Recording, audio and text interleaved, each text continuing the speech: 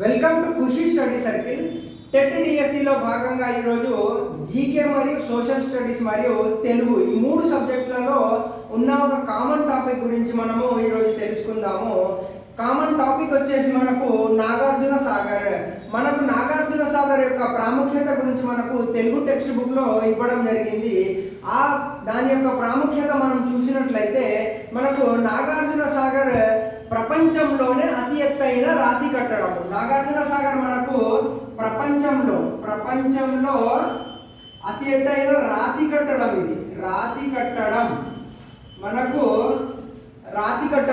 ఇది నల్గొండ జిల్లాలో కలదు. ఎక్కడ? నల్గొండ జిల్లాలో కలదు. నాగార్జున సాగర్ మనకు నల్గొండ జిల్లాలో కలదు. ఈ నాగార్జున సాగర్ నల్గొండ జిల్లాలోని కృష్ణా నది మీద దీన్ని నిర్మించారు. ఎక్కడ? కృష్ణా నది మీద దీన్ని నిర్మించడం జరిగింది. అదేవిధంగా దీని యొక్క శంకుస్థాపన చేసిన వారు 1955 సంవత్సరంలో మన దేశ తొలి ప్రధానమంత్రి జవహర్లాల్ నెహ్రూ గారు దీని యొక్క శంకుస్థాపన చేయడం జరిగింది. 1955 సంవత్సరంలో దేశ తొలి ప్రధానమంత్రి జవహర్లాల్ నెహ్రూ గారు దీని యొక్క శంకుస్థాపన చేయడం జరిగింది. అదేవిధంగా మనకు ఈ నాగార్జున సాగర్ నుంచి 14 కిలోమీటర్లు లాంచీలో ప్రయాణిస్తే మనకు నాగార్జున కొండ వస్తుంది. ఆ నాగార్జున కొండ వద్ద మనకు పురావస్తు శాఖ వారు అనేక తవ్వకాలు జరిపారు. ఈ తవ్వకాలలో అనేక బౌద్ధ శిల్పాలు మనకు అక్కడ లభించాయి. ఈ బౌద్ధ శిల్పాలు క్రీస్తు శకం 1 నుంచి 3 శతాబ్దం కాలం నాటికి చెందినవి అని వారు గుర్తించడం జరిగింది. ఇక్కడ చూసినట్లయితే మనము లాంచీలో 14 కిలోమీటర్లు లాంచీలో ప్రయాణిస్తే మనకు నాగార్జున కొండ వస్తుంది. ఈ కొండ వద్ద మనకు అనేక బౌద్ధ శిల్పాలు లభించాయి. అయితే ఈ బౌద్ధ శిల్పాలు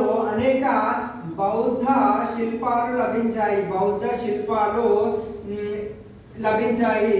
ఈ బౌద్ధ శిల్పాలు క్రీస్తు శకం 1 నుంచి 3 శతాబ్ద కాలానికి చెందినవి. క్రీస్తు శకం 1 నుంచి 3 శతాబ్ద కాలానికి చెందినవి ఈ బౌద్ధ శిల్పాలు. అదేవిధంగా ఈ నాగార్జున సాగర్ ప్రాంతాన్ని ఇక్ష్వాకులు విజయపురి అనే పేరుతో పరిపాలించారు. ఎవరు? ఏ రాజులు? ఇక్ష్వాక రాజులు మనకు నాగార్జున సాగర్ ప్రాంతాన్ని విజయపురి అనే పేరుతో మనకు పరిపాలించారు. అదేవిధంగా నాగార్జున సాగర్ నుంచి 10 కిలోమీటర్లు ప్రయాణిస్తే మనకు అనుపు అనే ఒక ప్రదేశం వస్తుంది. ఈ అనుపు అనే ప్రదేశంలో ఇక్కడ బౌద్ధ మతానికి చెందిన నాగార్జునుడు ఒక విశ్వవిద్యాలయాన్ని మనకు నిర్మించాడు. ఈ నాగార్జున సాగర్ నుంచి మనకు ఎన్ని కిలోమీటర్లు? 10 కిలోమీటర్లు. నాగార్జున సాగర్ నుంచి 10 కిలోమీటర్లు ప్రయాణిస్తే అనుపు అనే ఒక ప్రదేశం వస్తుంది. ఈ అనుపు అనే ప్రదేశం దగ్గర నాగార్జునుడు మనకు బౌద్ధ మతానికి చెందిన నాగార్జునుడు. ఎవరు? బౌద్ధ మతానికి చెందిన నాగార్జునుడు మనకు విశ్వవిద్యాలయాన్ని నిర్మించాడు. విశ్వవిద్యాలయాన్ని నిర్మించడం జరిగింది.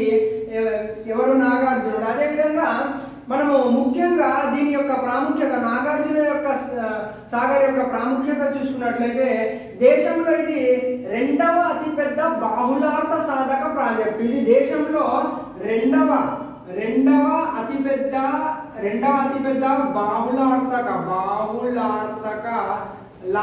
సాధక ప్రాజెక్టు. ఇది అతిపెద్ద రెండవ అతిపెద్ద బాహుళార్థక సాధక ప్రాజెక్టు. మరియు దీని యొక్క ఇంకో ప్రాముఖ్యత చూసుకున్నట్లయితే ఇది రోజుకు 810 మెగావాట్ల విద్యుత్ని ఇది ఉత్పత్తి చేస్తుంది. రోజుకు 810 మెగావాట్ల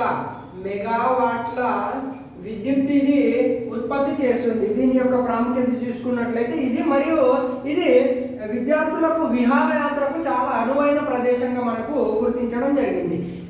ఈ ఇన్ఫర్మేషన్ మనకు టెక్స్ట్ బుక్ లో ఇవ్వడం జరిగింది. ఈ ఇన్ఫర్మేషన్ ని చూసుకొని తీసుకొని దీంట్లో క్వశ్చన్స్ ఏ విధంగా మనకు ఎగ్జామ్లో అడిగే అవకాశం ఉన్నదో మనం చూసుకున్నట్లయితే మనకు నాగార్జున సాగర్ ఇది ప్రపంచంలో అతి ఎత్తైన రాతి కట్టడం అనేది ఒక ఇంపార్టెంట్ క్వశ్చన్గా మనం తీసుకోవచ్చు. మరియు ఇది నల్గొండ జిల్లాలో ఉందని మనకు అడిగే అవకాశం ఉంది. మరియు ఇది నల్గొండ జిల్లాలో కృష్ణా నదిపై ఉన్నది అని మనకు అడిగే అవకాశం ఉంది. అదేవిధంగా దీని యొక్క శంకుస్థాపన ఏ సంవత్సరంలో చేశారు, ఎవరు చేశారు అని మనకు అడిగే అవకాశం ఉంది. ఇది 1955 జవహర్లాల్ నెహ్రూ గారు మనకు దీని యొక్క శంకుస్థాపన చేయడం జరిగింది. అదేవిధంగా మనకు లాంచీలో ఎన్ని కిలోమీటర్లు 14 కిలోమీటర్లు ప్రయాణిస్తే అక్కడ మనకు నాగార్జున కొండ వస్తుంది. ఆ నాగార్జున కొండ దగ్గర మనకు బౌద్ధ శిల్పాలు లభించాయి.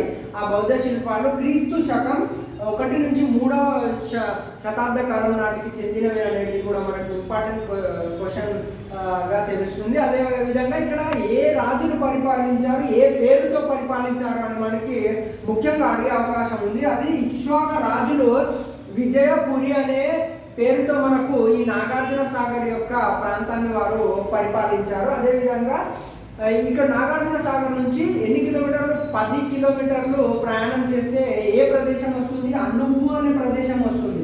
ఈ అనుపు అనే ప్రదేశంలో బౌద్ధ మతానికి చెందిన ఎవరు నాగార్జునుడు ఏ మతానికి చెందినవాడు, బౌద్ధ మతానికి చెందినవాడు ఇక్కడ ఒక విశ్వవిద్యాలయాన్ని నిర్మించాడు అని మనకు ఇంపార్టెంట్ క్వశ్చన్గా తెలుస్తుంది. ఇంకా ఇంపార్టెంట్ క్వశ్చన్ ఏమంటే మనకు దేశంలో ఇది 2వ అతిపెద్ద బాహుళార్థ సాధక ప్రాజెక్టు ఏదంటే మనకు నాగార్జున సాగర్. ఇది అతి ముఖ్యమైన క్వశ్చన్గా మనము చెప్పవచ్చు. మరి ఇంకొక ఇంపార్టెంట్ క్వశ్చన్గా మనం చూసుకున్నట్లయితే మనకు నాగార్జున సాగర్ నుంచి మనకు రోజుకు 810 మెగావాట్ల విద్యుత్ ఇక్కడ ఉత్పత్తి అవుతుంది అనేది చాలా ఇంపార్టెంట్ క్వశ్చన్గా మనము చూసుకోవచ్చు. TTDSCలో నాగార్జున సాగర్కి సోషల్ మరియు జీకే మరియు తెలుగులో ఈ ఇంపార్టెంట్ క్వశ్చన్స్ మనకు అడగడం జరుగుతుంది.